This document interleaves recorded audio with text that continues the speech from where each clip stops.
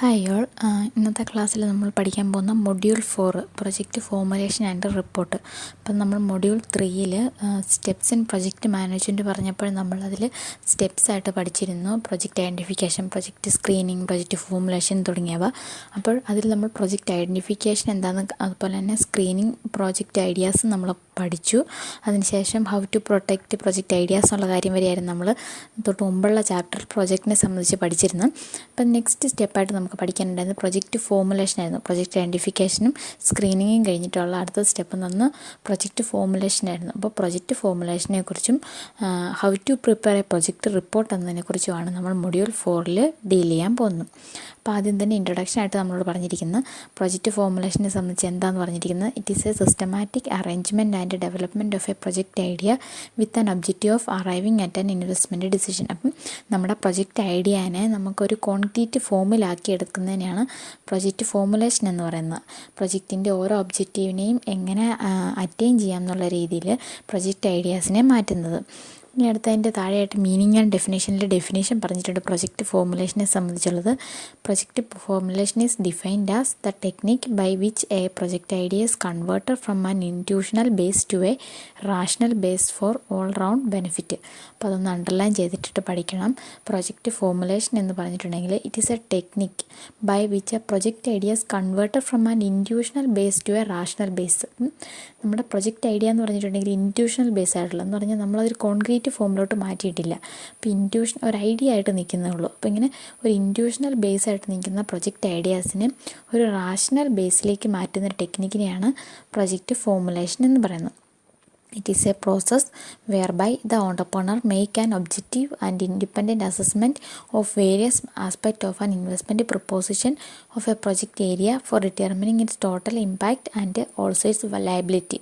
ഇപ്പോൾ പറഞ്ഞിരിക്കുന്നത് ഈ ഒരു പ്രൊജക്റ്റ് ഫോർമുലേഷൻ എന്ന് പറയുന്ന പ്രോസസ്സിലാണ് ഓൺട്രപ്രണർ ഈ ഒരു പ്രൊജക്റ്റ് ഐഡിയനെ ഡീറ്റെയിൽഡായിട്ട് സ്റ്റഡി നടത്തുകയും പ്രൊജക്റ്റ് ഐഡിയാസിന് ഒബ്ജക്റ്റീവ് സെറ്റ് ചെയ്യുകയും അതുപോലെ ഇൻവെസ്റ്റ്മെൻറ്റ് എങ്ങനെയായിരിക്കണം, ഇൻവെസ്റ്റ്മെൻറ്റ് പ്രൊപ്പോസിഷൻ, ഫിനാൻഷ്യൽ ഇൻസ്റ്റിറ്റ്യൂഷനിൽ നിന്നുള്ളത്, അതുപോലെ ഗവൺമെൻറ് ഇൻസ്റ്റിറ്റ്യൂഷനിൽ നിന്നുള്ളത്, അതിനൊക്കെയുള്ള സാങ്ഷൻസ്, ഇതൊക്കെയും അറ്റൈൻ ചെയ്യുന്നൊരു സ്റ്റേജാണ് പ്രൊജക്റ്റ് ഫോർമുലേഷൻ സ്റ്റേജിൽ വരുന്നത്. Project formulation is a process involving joint effort of a group of experts who should be familiar with the strategy, objectives and the ingredients of the project. അപ്പം ഇത് ഈ project formulation എന്ന് പറയുന്ന ഒരു വ്യക്തിയായിട്ട് ചെയ്യുന്നതല്ല, എ ഗ്രൂപ്പ് ഓഫ് എക്സ്പേർട്സ് ചെയ്യുന്നതാണ്.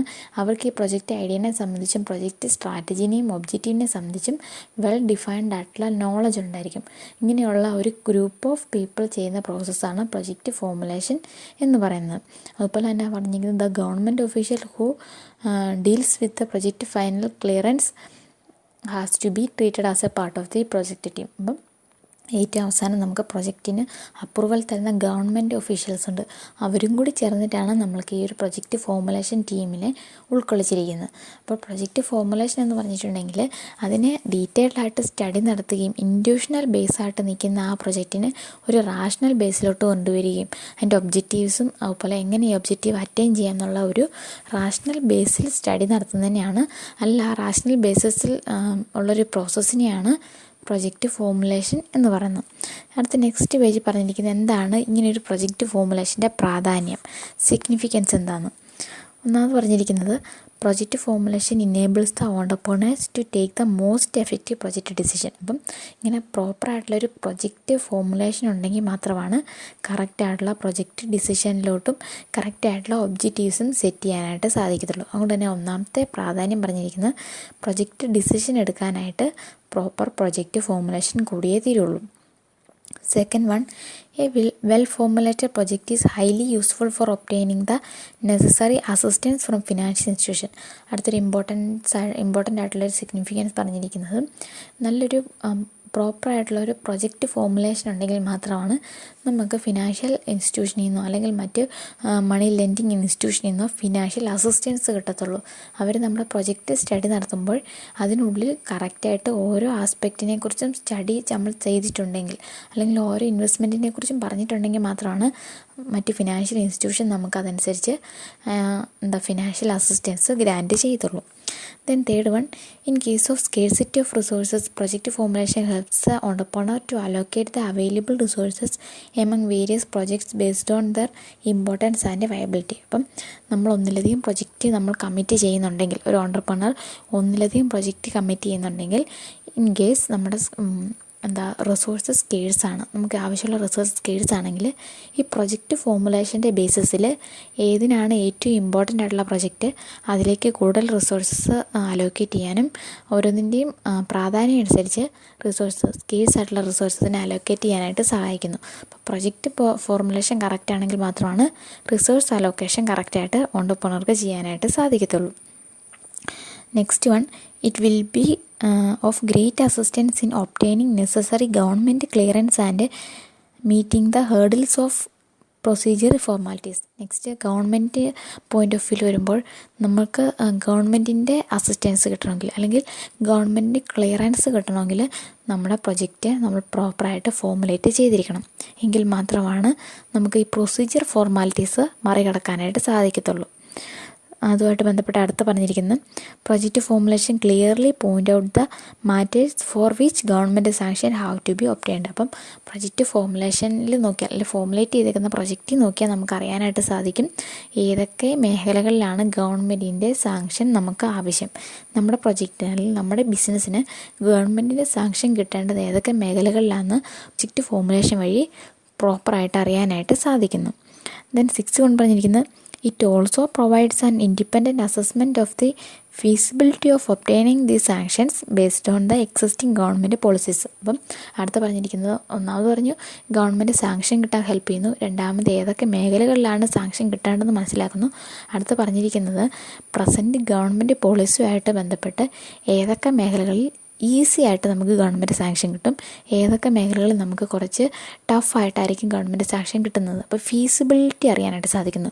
Government സാങ്ഷൻസിന് എത്രത്തോളം ഫീസിബിളാണ്, ഏതൊക്കെ മേഖലകളിലാണ് ഫീസിബിലിറ്റി എന്നറിയാനായിട്ടും പ്രൊജക്റ്റ് ഫോർമുലേഷൻ ഹെൽപ്പ് ചെയ്യുന്നുണ്ട്. ദെൻ ലാസ്റ്റ് വൺ പറഞ്ഞിരിക്കുന്നു a well formulated project report helps a entrepreneur to obtain the due government sanction without much difficulty. അപ്പം വെൽ ഡിഫൈൻഡ് ആയിട്ടുള്ള അല്ലെങ്കിൽ വെൽ ഫോർമുലേറ്റ് ചെയ്തിരിക്കുന്ന ഒരു പ്രൊജക്റ്റ് റിപ്പോർട്ടാണെങ്കിൽ ഓണ്ടർപ്രണർക്ക് ഗവൺമെൻറ്റിൻ്റെ കയ്യിൽ നിന്നും സാങ്ഷൻ കിട്ടാനായിട്ട് വലിയ ഡിഫിക്കൽറ്റി ഉണ്ടാകത്തില്ല, അല്ലെങ്കിൽ വലിയ ബുദ്ധിമുട്ടുണ്ടാകാതെ തന്നെ ഗവൺമെൻറ്റിൻ്റെ കയ്യിൽ നിന്നും സാങ്ഷൻ കിട്ടാനായിട്ട് സാധിക്കുന്നു. ഇതൊക്കെ കൊണ്ടാണ് പ്രൊജക്റ്റ് ഫോർമുലേഷൻ സിഗ്നിഫിക്കൻ്റ് ആണെന്ന് പറയാൻ കാരണം. അടുത്തൊരു ഇമ്പോർട്ടൻ്റ് ആയിട്ടൊരു പാർട്ട് വന്നിരിക്കുന്നത് സ്റ്റേജസ് അല്ലെങ്കിൽ element in project formulation. Project ഫോർമുലേഷനിലെ ഏതൊക്കെ സ്റ്റെപ്സ് ഉണ്ട്, ഏതൊക്കെ സ്റ്റേജസ് ഉണ്ടെന്ന്. ഇവിടെ നമുക്ക് മെയിനായിട്ട് 6 സ്റ്റെപ്സ് ആയിട്ടാണ് പറഞ്ഞിരിക്കുന്നത്.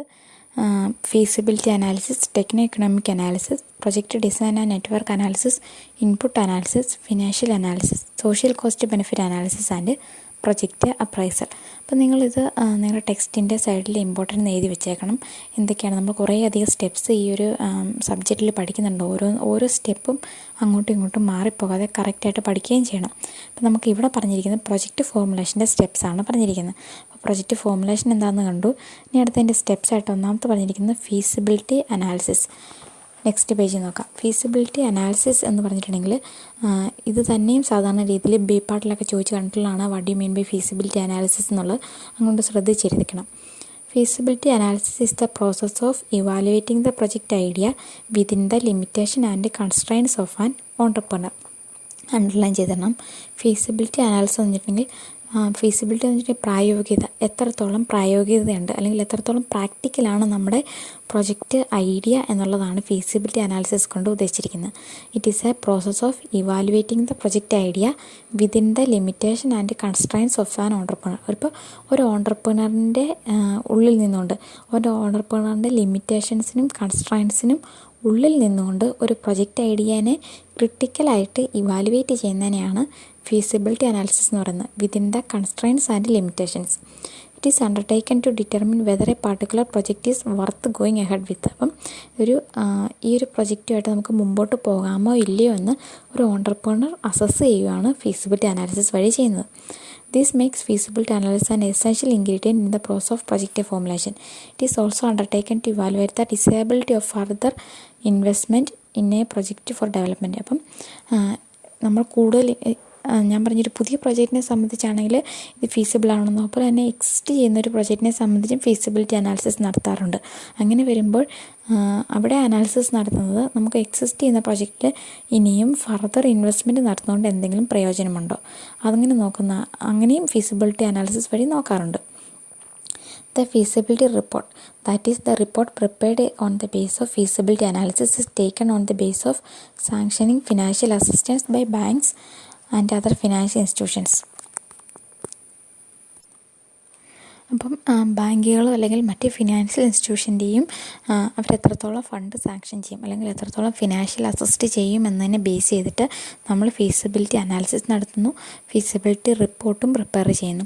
ഇങ്ങനെ ഫീസിബിലിറ്റി അനാലിസിസ് നടത്തുമ്പോൾ നമുക്ക് 3 ആൾട്ടർനേറ്റീവ്സ് ആണ് സാധാരണ രീതിയിൽ വരുന്നത്. 3 രീതിയിൽ നമുക്ക് ഫീസിബിലിറ്റി അനാലിസിസിൻ്റെ റിസൾട്ടിനെ നമുക്ക് കാറ്റഗറൈസ് ചെയ്യാം. ഫസ്റ്റ് പറഞ്ഞിരിക്കുന്നത് the project may appear to be positive and in such a case the project assessing body can proceed to invest further resources in pre investment studies and design development. ഏറ്റവും ഫസ്റ്റത്തെ alternative എന്ന് പറയുന്നത് നമ്മൾ feasibility analysis നടത്തുമ്പോൾ നമുക്ക് മനസ്സിലാകും നമ്മുടെ project പോസിറ്റീവാണ്, നമ്മുടെ പ്രൊജക്റ്റ് ഐഡിയ, നമുക്കതുമായിട്ട് മുന്നോട്ട് പോകാം, അതിൽ കൂടുതൽ ഇൻവെസ്റ്റ്മെൻറ്റ് നടത്താം എന്നൊരു ആൾട്ടർനേറ്റീവ് വരും. രണ്ടാമതായിട്ട് വരുന്നത് if the project turns out to be not feasible further investment in project idea can be ruled out. അപ്പം നമുക്ക് ഈ പ്രൊജക്റ്റ് ഐഡിയ അത്രത്തോളം ഫീസിബിൾ അല്ല എന്ന് തോന്നുകയാണെങ്കിൽ നമ്മൾ അതിനകത്ത് ഫർദർ ഇൻവെസ്റ്റ്മെൻറ്റ് നടത്തുന്നതിന് മുമ്പ് കൂടുതൽ ആലോചിക്കാനായിട്ട് അല്ലെങ്കിൽ കൂടുതൽ ഡിസിഷൻ എടുക്കാനായിട്ട് മാറ്റിവെക്കും. മൂന്നാമത് പറഞ്ഞിരിക്കുന്നത് if the data is not adequate for arriving at a decision further information shall be collected and suitable decision be taken on the base of information collected. അടുത്ത് പറഞ്ഞിരിക്കുന്നത് നമുക്കൊരു ഡിസിഷനിലെത്താനായിട്ട് നമ്മൾ ഫീസിബിലിറ്റി അനാലിസിസ് നടത്തിയിട്ട് നമുക്ക് കിട്ടിയിരിക്കുന്ന ഡേറ്റാസ് വെച്ചിട്ട് നമുക്കൊരു ഫൈനൽ ഡിസിഷൻ എടുക്കാൻ സാധിക്കുന്നില്ല എങ്കിൽ അങ്ങനെ ഒരു ആൾട്ടർനേറ്റീവ് വരുവാണെങ്കിൽ നമ്മൾ ആ പ്രൊജക്റ്റ് ഐഡിയ മാറ്റി വെച്ചിട്ട് ശേഷം കൂടുതൽ ഡേറ്റാസ് കളക്ട് ചെയ്യുകയും അതനുസരിച്ച് ഒരു ഡിസിഷൻ എടുക്കുകയും ചെയ്യുന്നു. അപ്പോൾ ഫീസിബിലിറ്റി അനാലിസിസിന് ശേഷം 3 രീതിയിലാണ് നമുക്കൊരു സൊല്യൂഷനായിട്ട് വരുന്നത്. ഒന്നെങ്കിൽ പ്രൊജക്റ്റ് പോസിറ്റീവാണ് അല്ലെങ്കിൽ ഫീസിബിളാണ്, നമുക്കതിൽ ഫർദർ ഇൻവെസ്റ്റ്മെൻറ്റ് നടത്താനായിട്ട് സാധിക്കും. രണ്ടാമത് നമുക്ക് ഫീസിബിൾ അല്ല, അതൊരു നെഗറ്റീവ് ഇമ്പാക്റ്റാണ് തരുന്നതെങ്കിൽ നമ്മളതിൽ ഇൻവെസ്റ്റ്മെൻറ്റ് നടത്താതെ നമ്മൾ ഫർദർ ഡിസിഷന് വേണ്ടിയിട്ട് മാറ്റി വെക്കുന്നു. മൂന്നാമത് നമ്മൾക്ക് കളക്ട് ചെയ്ത ഡേറ്റ വെച്ചിട്ട് നമുക്കൊരു ഡിസിഷൻ എടുക്കാൻ പറ്റുന്നില്ല എങ്കിൽ കൂടുതൽ ഡേറ്റാസ് കളക്ട് ചെയ്യാനായിട്ടും ഡിസിഷൻ എടുക്കാനായിട്ടും നമ്മളത് മാറ്റിവെക്കുന്നത്.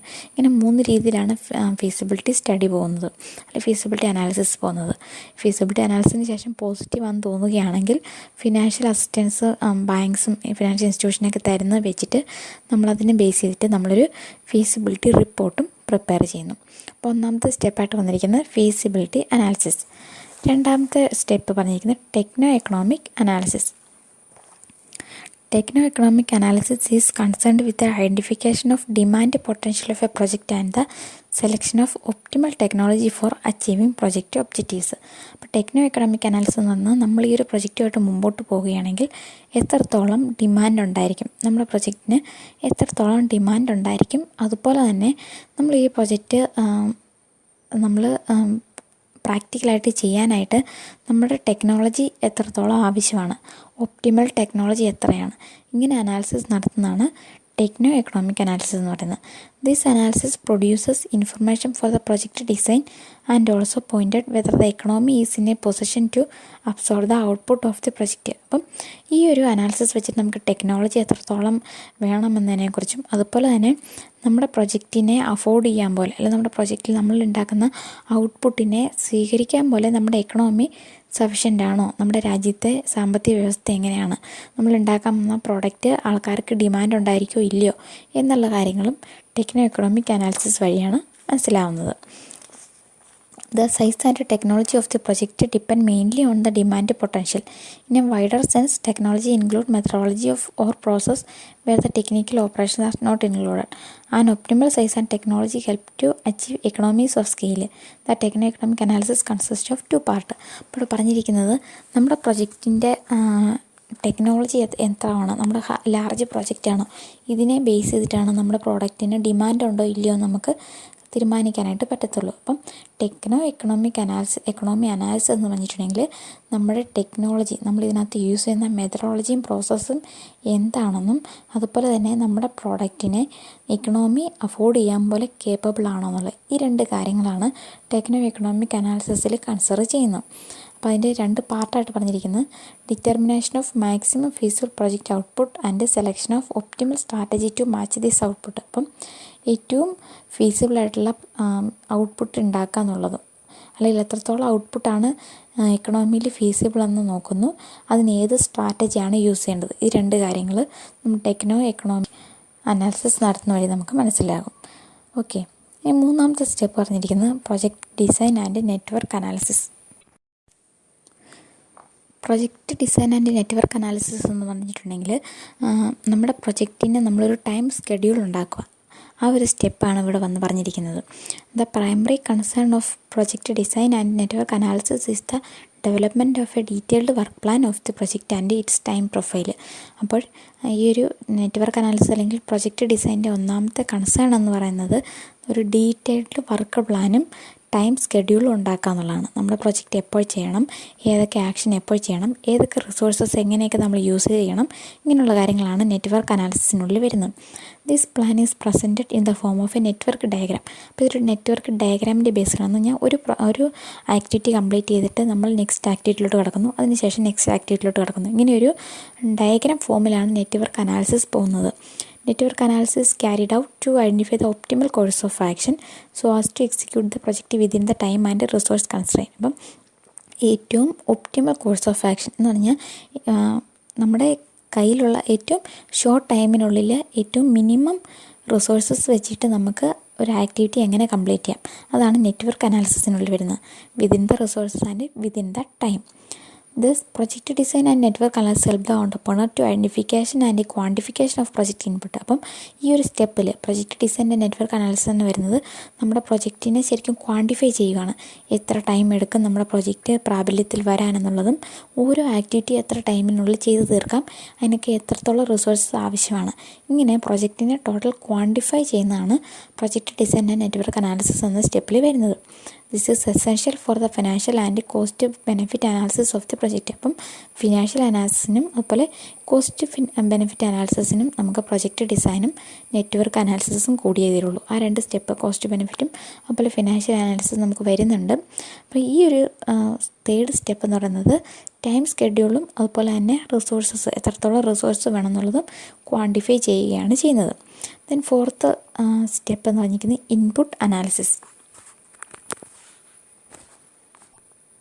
ഇൻപുട്ട് അനാലിസിസിനകത്ത് വരുന്നത് റിസോഴ്സിനെ സംബന്ധിച്ച് ഡീറ്റെയിൽഡായിട്ട് സ്റ്റഡി നടത്തുക. നമ്മുടെ പ്രൊജക്റ്റിൻ്റെ റിസോഴ്സിനെ സംബന്ധിച്ച്, പ്രൊജക്റ്റിന് ആവശ്യമുള്ള റിസോഴ്സിനെ സംബന്ധിച്ചുള്ള ഡീറ്റെയിൽഡ് സ്റ്റഡിയാണ് ഇൻപുട്ട് അനാലിസിസ് എന്ന് പറയുന്നത്. Input analysis determine the resource requirement of a project.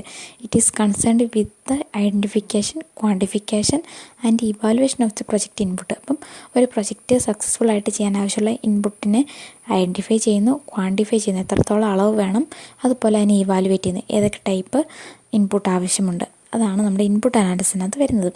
അപ്പം എന്താണ് ഇൻപുട്ട് അനാലിസിസിൻ്റെ ഒബ്ജക്റ്റീവ് എന്ന് പറഞ്ഞു നോക്കിയേ. The nature of resources required by the project.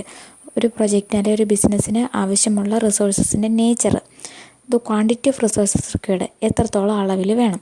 3rd, the possibility of uninterrupted supply of input. അപ്പം ഈ റിസോഴ്സസിനെ നമുക്ക് ഇൻറ്ററപ്ഷൻ കൂടാതെ ഫ്രീ സപ്ലൈ ആക്കാനായിട്ടുള്ള വഴികൾ ഏതൊക്കെ, ഇതാണ് ഒബ്ജക്റ്റീവായിട്ട് പറഞ്ഞിരിക്കുന്നത്. ഇൻപുട്ട് അനാലിസിസിൻ്റെ ഒബ്ജക്റ്റീവായിട്ട് പറഞ്ഞിരിക്കുന്നത് ഏതൊക്കെ റിസോഴ്സസ് വേണം, അതുപോലെ എത്ര ക്വാണ്ടിറ്റിയിൽ വേണം, അതുപോലെ ഇതിന് ഇൻറ്ററപ്ഷൻ കൂടാതെ, ഇതിൻ്റെ സപ്ലൈ, നമ്മുടെ പ്രൊജക്റ്റിന് ഇൻറ്ററപ്ഷൻ കൂടാതെ സപ്ലൈ ചെയ്യാനായിട്ടുള്ള പോസിബിൾ വേയ്സ് ഏതൊക്കെയാണ്, ഇതാണ് നമ്മൾ ഇൻപുട്ട് അനാലിസിസിനകത്ത് നോക്കുന്നത്. The resources required by a project consist of both material and human. By evaluating the various activity involved in the project, we can determine the resource requirement. അപ്പോൾ ഒരു ബിസിനസ്സിനെ സംബന്ധിച്ച് resource എന്ന് പറയുന്നത് ലേബർ റിസോഴ്സസും വേണം, മെറ്റീരിയൽ റിസോഴ്സസും വേണം. അപ്പം പ്രോപ്പറായിട്ട് ഫോർമുലേറ്റ് ചെയ്ത പ്രൊജക്റ്റിന്, അല്ല ഐഡൻറ്റിഫൈ ചെയ്ത പ്രൊജക്റ്റിന് മാത്രമാണ് എത്രത്തോളം ലേബർ റിക്വയർമെൻ്റ് ഉണ്ട്, എത്രത്തോളം മെറ്റീരിയൽ റിക്വയർമെൻ്റ് ഉണ്ടെന്ന് അറിയാനായിട്ട് സാധിക്കത്തുള്ളൂ. അപ്പോൾ ഇവിടെ പറഞ്ഞിരിക്കുന്നത് both recurring and non recurring resources must be considered four input analysis. Input analysis use A network plan for developing the input characteristics of the project. അപ്പം നെറ്റ്വർക്ക് അനാലിസിസിന് ശേഷമാണ് നമ്മുടെ ഇൻപുട്ട് അനാലിസിസ് വരുന്നത്. കാരണം നെറ്റ്വർക്ക് അനാലിസിസിലാണ് ഓരോ ആക്ടിവിറ്റിയിൽ എത്ര റിസോഴ്സ് ആവശ്യമാണെന്ന്, അതുപോലെ ഓരോ സ്റ്റെപ്പ് ബൈ സ്റ്റെപ്പായിട്ട് നമുക്ക് മനസ്സിലാക്കാൻ സാധിക്കുകയുള്ളൂ. അങ്ങനെ നെറ്റ്വർക്ക് അനാലിസിസ് ബേസ് ചെയ്തിട്ടാണ് അടുത്ത ഇൻപുട്ട് അനാലിസിസ് നടത്തുന്നതും റിസോഴ്സസിനെ ഐഡൻറ്റിഫൈ ചെയ്യുന്നതും. ഇനി അടുത്ത 5ാമത്തെ സ്റ്റെപ്പായിട്ട് വന്നിരിക്കുന്നത് ഫിനാൻഷ്യൽ അനാലിസിസ്. ഇതെല്ലാം സ്റ്റെപ്പ് മാറിപ്പോകാതെ തന്നെ പഠിച്ചു വെക്കണം. ഓരോന്നും ഒരേ സീക്വൻഷ്യൽ ഓർഡറിലാണ് പോകുന്നത്. ഏറ്റവും ആദ്യം ഫീസിബിലിറ്റി അനാലിസിസ് ആണ്, അതിനുശേഷം ടെക്നോ എക്കണോമിക് അനാലിസിസിലോട്ട് കടക്കും. 3ാമത് നെറ്റ്വർക്ക് അനാലിസിസ്, 4ാമത് ഇൻപുട്ട് അനാലിസിസ് ആൻഡ് 5ാമതാണ് നമ്മുടെ ഫിനാൻഷ്യൽ അനാലിസിസ് വരുന്നത്. The objective of financial analysis is to assess the financial viability of the project. The financial characteristics of a project idea have a significant impact on the accessibility of a project. അപ്പോൾ financial അനാലിസിസിൻ്റെ objective എന്ന് പറയുന്നത് തന്നെ financial viability assess ചെയ്യാനാണ്. എത്രത്തോളം financially വയബിളാണ് എന്ന് പറഞ്ഞാൽ ഈ ഒരു സ്റ്റെപ്പിൽ ഫിനാൻഷ്യൽ ക്യാരക്ടറിസ്റ്റിക്സ് ആണ് ഇവാലുവേറ്റ് ചെയ്യുന്നത്. The purpose of financial analysis is to identify these characteristics and to determine the financial feasibility of a project. അപ്പം ഫിനാൻഷ്യൽ ക്യാരക്ടറിസ്റ്റിക്സ്, എത്രത്തോളം ഫണ്ട് ആവശ്യമാണ്, അത് എവിടെ നിന്ന് കിട്ടും, ഇങ്ങനെയുള്ള ഫിനാൻഷ്യൽ ക്യാരക്ടറിസ്റ്റിക്സും അതുപോലെ തന്നെ എത്രത്തോളം ഫണ്ട് ഫീസിബിളാണ്, നമുക്ക് കിട്ടാനുള്ള സോഴ്സസ് ഏതൊക്കെ, അതുപോലെ എവിടെ അപ്ലൈ ചെയ്യണം, ഇങ്ങനെയുള്ള കാര്യങ്ങളാണ് ഫിനാൻഷ്യൽ അനാലിസിസിൽ വരുന്നത്. ഇനി അതിൻ്റെ ആസ്പെക്റ്റ് വന്നിട്ടുണ്ട്. ഫിനാൻഷ്യൽ അനാലിസിൻ്റെ ആസ്പെക്റ്റ് ഏതൊക്കെ ആസ്പെക്റ്റിലാണെങ്കിൽ ഏതൊക്കെ കാര്യങ്ങളാണ് ഫിനാൻഷ്യൽ അനാലിസിസിൽ സ്റ്റഡി നടത്തുന്നതെന്നുള്ളത്. First, assessment of financial requirement of a proposed project. നമ്മൾ ചെയ്യാൻ പോകുന്ന പ്രൊപ്പോസ്ഡ് പ്രൊജക്റ്റിന് എത്രത്തോളം ഫിനാൻസ് ആവശ്യമാണ്, എത്രത്തോളം ഫിനാൻസ് നമുക്ക് ഈ ഒരു പ്രൊജക്റ്റ് ചെയ്യാനായിട്ട് ആവശ്യമാണ്. രണ്ടാമത് break even analysis. Break even analysis എന്ന് പറഞ്ഞാൽ നമുക്കറിയാം ഏത് സ്റ്റേജിലെത്തുമ്പോഴാണ് നമുക്ക് പ്രോഫിറ്റും ലോസും ഇല്ലാതെ ഒരു ബ്രേക്ക് ഈവൻ പോയിന്റിലെത്തുന്നത്. അപ്പോൾ ബ്രേക്ക് ഈവൻ അനാലിസിസ് നടത്താനായിട്ട് ബ്രേക്ക് ഈവൻ അനാലിസിസിനെ സംബന്ധിച്ച് സ്റ്റഡി നടത്തുന്നു. Third one, determine the requirement and availability of cash and fund. അപ്പം ഇവിടെ നിന്നൊക്കെ ക്യാഷും ഫണ്ടും അവൈലബിൾ ആകുന്നുള്ള കാര്യവും നമ്മൾ ഫിനാൻഷ്യൽ അനാലിസിസിൽ സ്റ്റഡി നടത്തുന്നുണ്ട്. അപ്പോൾ പ്രൊപ്പോസ്ഡ് പ്രൊജക്റ്റിന് എത്രത്തോളം ഫണ്ട് ആവശ്യമാണ്, ഇത് എവിടെ നിന്ന് അവൈലബിളാണ്, അതുപോലെ തന്നെ പ്രോഫിറ്റബിലിറ്റി ഓഫ് ദി കൺസേൺ. നമ്മൾ ചെയ്യാൻ പോകുന്ന ബിസിനസ്സിന് അല്ലെങ്കിൽ നമ്മുടെ ഓർഗനൈസേഷൻ്റെ പ്രോഫിറ്റബിലിറ്റി എത്രത്തോളമാണ്, അതുപോലെ ക്യാപിറ്റൽ എത്രത്തോളം എഫിഷ്യൻ്റായിട്ട് നമുക്ക് യൂസ് ചെയ്യാനായിട്ട് സാധിക്കും. ഇത്രയും കാര്യങ്ങളാണ് ഫിനാൻഷ്യൽ അനാലിസിസ് വഴി നമ്മൾ സ്റ്റഡി നടത്തുന്നത്. ഓക്കെ, അപ്പം ഫിനാൻഷ്യൽ അനാലിസിസ് എന്താണെന്ന് മനസ്സിലാക്കുക. ഫിനാൻഷ്യൽ ക്യാരക്ടറിസ്റ്റിക്സിനെ സംബന്ധിച്ചുള്ള സ്റ്റഡിയും അതുപോലെ സോഴ്സ് ആൻഡ് ആപ്ലിക്കേഷൻ ഓഫ് ഫണ്ടുമാണ് നമ്മൾ ഫിനാൻഷ്യൽ അനാലിസിസിൽ സ്റ്റഡി നടത്തുന്നത്. അതുകൂടാതെ സ്റ്റഡി നടത്തുന്ന ഏതൊക്കെ ആസ്പെക്റ്റാന്നുള്ള കാര്യങ്ങളാണ് നമ്മളിപ്പോൾ പറഞ്ഞത്.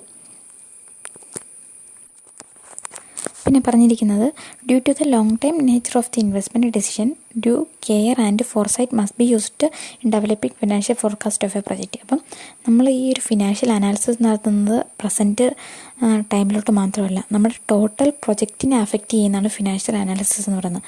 അതുകൊണ്ട് ഏറ്റവും പ്രോപ്പറായിട്ടും അതുപോലെ തന്നെ ഫോർസൈറ്റ് ദീർഘവീക്ഷണത്തോടും കൂടി മാത്രമാണ് ഫിനാൻഷ്യൽ അനാലിസിസ് നടത്താനായിട്ട് സാധിക്കത്തുള്ളൂ. ഇല്ലയെന്നുണ്ടെങ്കിൽ നമ്മുടെ എൻറ്റയർ പ്രൊജക്റ്റിനെ അത് ബാധിക്കും എന്നാണ് പറഞ്ഞിരിക്കുന്നത്. ഓക്കെ, അപ്പം ഫിനാൻഷ്യൽ അനാലിസിസ് എന്ന സ്റ്റെപ്സിന് ശേഷം അടുത്ത സ്റ്റെപ്പ് വരുന്നതാണ് cost benefit analysis. Under this analysis estimate of social cost and benefit are made. അപ്പോൾ സോഷ്യൽ കോസ്റ്റ് ആൻഡ് ബെനിഫിറ്റ് എന്നുള്ളത് ഞാൻ നേരത്തെ ഒരു ക്ലാസ്സിൽ പറഞ്ഞിരുന്നു. What the society sacrifice and the what it get. Society ഒരു പ്രൊജക്റ്റിന് വേണ്ടിയിട്ട് എന്താണോ സാക്രിഫൈസ് ചെയ്യുന്നത്, ആ പ്രൊജക്റ്റിൽ നിന്ന് എന്താണ് തിരിച്ചു കിട്ടുന്നത്, അതിനെയാണ് കോസ്റ്റ് ബെനിഫിറ്റ് അനാലിസിസ് എന്ന് പറയുന്നത്. എന്താണ് കോസ്റ്റ്, അത് എന്താണ് ബെനിഫിറ്റ്, ഇതിനെ സംബന്ധിച്ചുള്ള അനാലിസിസാണ് കോസ്റ്റ് ബെനിഫിറ്റ് അനാലിസിസ് എന്ന് പറയുന്നത്. They are presented for computation of social profitability of the project. In cost-benefit analysis, the cost and benefit are based on some imputed prices on social and national objective. അപ്പം ഒരു സൊസൈറ്റിക്ക് നമ്മുടെ project വഴി ഉണ്ടാകുന്ന benefit എന്താണ്, സൊസൈറ്റിയിൽ നിന്ന് നമ്മൾ എന്താണ് അതിന് വേണ്ടിയിട്ട് എടുക്കുന്നത്, ഈ കാര്യങ്ങളാണ് കോസ്റ്റ് ബെനിഫിറ്റ് അനാലിസിസിനകത്ത് വരുന്നത്. The purpose of this analysis is to ascertain all social cost and other benefit of the project and their impact on the society. അപ്പം കോസ്റ്റ് ബെനിഫിറ്റ് അനാലിസിസിൻ്റെ പർപ്പസ് എന്താണെന്ന് ചോദിച്ചിട്ടുണ്ടെങ്കിൽ all social cost and benefits R ascertained, അതുപോലെ തന്നെ and there impact on the society. അപ്പം ഒരു project അല്ലെങ്കിൽ ഒരു ബിസിനസ്സിനെ സംബന്ധിച്ചുള്ള എല്ലാ സോഷ്യൽ കോസ്റ്റ് ആൻഡ് ബെനിഫിറ്റും അസർട്ടൈൻ ചെയ്യുകയും സൊസൈറ്റിയിൽ അതിൻ്റെ ഇമ്പാക്റ്റ് എന്താണെന്ന് അത് ഇവാലുവേറ്റ് ചെയ്യുകയും ചെയ്യുന്നതാണ് കോസ്റ്റ് ബെനിഫിറ്റ് അനാലിസിസ് എന്ന് പറഞ്ഞിട്ടുണ്ടെങ്കിൽ. The financial analysis attempt to justify a project from the point of view of profitability, but cost-benefit analysis considered it from the point of view of national feasibility. അപ്പം financial analysis എന്ന് വെച്ചിട്ടുണ്ടെങ്കിൽ merely profit അല്ല financial aspect മാത്രമാണ് നമ്മൾ നോക്കിയിരുന്നതെങ്കിൽ cost benefit അനാലിസിസിൽ വരുമ്പോൾ national feasibility നമ്മുടെ project സൊസൈറ്റിക്ക് എന്ത് ഗുണം ചെയ്യും, അല്ലെങ്കിൽ നമ്മുടെ കൺട്രിക്ക് എന്ത് ഗുണം ചെയ്യും, അതിൻ്റെ സ്റ്റാൻഡേർഡ് ഓഫ് ലിവിങ് അല്ലെങ്കിൽ പെർ ക്യാപിറ്റ ഇൻകം ഇതിലൊക്കെ എന്ത് ഒരു ചേഞ്ചാണ് നമ്മുടെ പ്രൊജക്റ്റ് വഴി ഉണ്ടാകുന്നത്, ഇങ്ങനെയുള്ള കാര്യങ്ങളാണ് കോസ്റ്റ് ബെനിഫിറ്റ് അനാലിസിസ് വഴി നോക്കുന്നത്. അപ്പോൾ ഇത്തരം കാര്യങ്ങളാണ് കോസ്റ്റ് ബെനിഫിറ്റിനെ സംബന്ധിച്ച് പറഞ്ഞിരിക്കുന്നത്. നെക്സ്റ്റ് ആയിട്ട് ലാസ്റ്റ് സ്റ്റെപ്പ് പറഞ്ഞിരിക്കുന്നത് project appraisal. The last stage of project formulation is the appraisal. Under project appraisal, the financial, technical, managerial and other feasibilities of the proposed project are evaluated. അപ്പോൾ ഒരു project ഫോർമുലേഷനിൽ ഏറ്റവും last വരുന്ന project appraisal, പ്രൊജക്റ്റിനെ appraise ചെയ്യുകയാണ്. എന്തിൻ്റെയൊക്കെ ബേസിസിൽ? Financial ബേസിസിൽ, technical ബേസിസിൽ, managerial ബേസിസിൽ, അതുപോലെ മറ്റ് നമുക്കിതിനെക്കുറിച്ച് കൂടുതൽ detail ആയിട്ട് പഠിക്കാനായിട്ട് വരുന്നുണ്ട്. മറ്റ് ആസ്പെക്റ്റുകളുടെ ബേസിസിൽ പ്രൊജക്റ്റിനെ ടോട്ടൽ അപ്രൈസൽ ചെയ്യുന്ന സ്റ്റേജാണ് പ്രൊജക്റ്റ് അപ്രൈസൽ എന്ന് പറഞ്ഞിട്ടുണ്ടെങ്കിൽ. The social cost benefit are derived by the project to the society are also counted. അപ്പോൾ തന്നെ നമ്മൾ പറഞ്ഞ ഈ ഒരു സോഷ്യൽ കോസ്റ്റ് ബെനിഫിറ്റ് എത്രത്തോളമാണ്, ഈ കാര്യങ്ങളും പ്രൊജക്റ്റ് അപ്രൈസലിൽ കൗണ്ട് ചെയ്യുന്നുണ്ട്. അപ്പം എക്കണോമിക്കലായിട്ടും അതുപോലെ തന്നെ ഫിനാൻഷ്യലായിട്ടും ടെക്നിക്കലായിട്ടൊക്കെ പ്രൊജക്റ്റിനെ ക്രിട്ടിക്കലി ഇവാലുവേറ്റ് ചെയ്യുവാണ് പ്രൊജക്റ്റ് അപ്രൈസൽ കൊണ്ട് ഉദ്ദേശിക്കുന്നത്. The primary object of project appraisal is to evaluate how far the project is helpful to maintain equilibrium of the economy. അപ്പം ഇതിൻ്റെ ഒരു പ്രൊജക്റ്റ് അപ്രൈസലിൻ്റെ മെയിൻ ഒബ്ജക്റ്റ് എന്ന് പറയുന്നത് നമ്മുടെ എക്കണോമിയിൽ ഈ ഒരു പ്രൊജക്റ്റ് എങ്ങനെയാണ് ഇക്വിലിബ്രിയം ക്രിയേറ്റ് ചെയ്യാൻ ഹെൽപ്പ് ചെയ്യുന്നത് എന്ന് പറഞ്ഞിട്ടുണ്ടെങ്കിൽ, ഇപ്പോൾ ഈ ഒരു പ്രൊജക്റ്റ് കാരണം ആർക്കൊക്കെ തൊഴിൽ കിട്ടും, അല്ലെങ്കിൽ എക്കണോമിക്ക് എന്താണ് ബെനിഫിറ്റ്, അപ്പോൾ ഇങ്ങനെയുള്ള കാര്യങ്ങളാണ് പ്രൊജക്റ്റ് അപ്രൈസൽ കൊണ്ട് ഉദ്ദേശിക്കുന്നത്. ഓക്കെ, അപ്പോൾ ഇത്രയും കാര്യങ്ങളാണ് ഇന്നത്തെ ക്ലാസ്സിൽ പഠിക്കുന്നുള്ളൂ. അപ്പം നിങ്ങൾ ഈ സ്റ്റെപ്സ് 7 സ്റ്റെപ്പും നന്നായിട്ട് തന്നെ ബൈഹാർട്ട് ചെയ്ത് പഠിക്കുക. നല്ല രീതിയിൽ അത് ഓർമ്മയും വെക്കണം. കാരണം ഇത് എക്സാമിന് സാധാരണ ഇത് ചോദിക്കുന്ന ഒരു ക്വസ്റ്റ്യനാണ് ഈ project formulation and it steps എന്ന് പറയുന്നത്. അപ്പോൾ നമുക്കിനി ഇതിനകത്ത് ഫീസിബിലിറ്റി സ്റ്റഡി ഉണ്ട്, നെറ്റ്വർക്ക് സ്റ്റഡി ഉണ്ട്. ഇതിനെക്കുറിച്ചൊക്കെ നമ്മൾ ഡീറ്റെയിൽ ആയിട്ട് പഠിക്കാനായിട്ട് പോവുകയാണ്. അപ്പോൾ ഫീസിബിലിറ്റി സ്റ്റഡി എന്താണെന്നും അതുപോലെ തന്നെ നെറ്റ്വർക്ക് അനാലിസിസ് എന്താണെന്നും ജസ്റ്റ് ഒന്ന് പറഞ്ഞിട്ടുള്ളൂ. അപ്പോൾ അതിനെക്കുറിച്ച് കൂടുതൽ നമുക്ക് നെക്സ്റ്റ് ക്ലാസ്സിൽ പഠിക്കാം. Okay, thank you.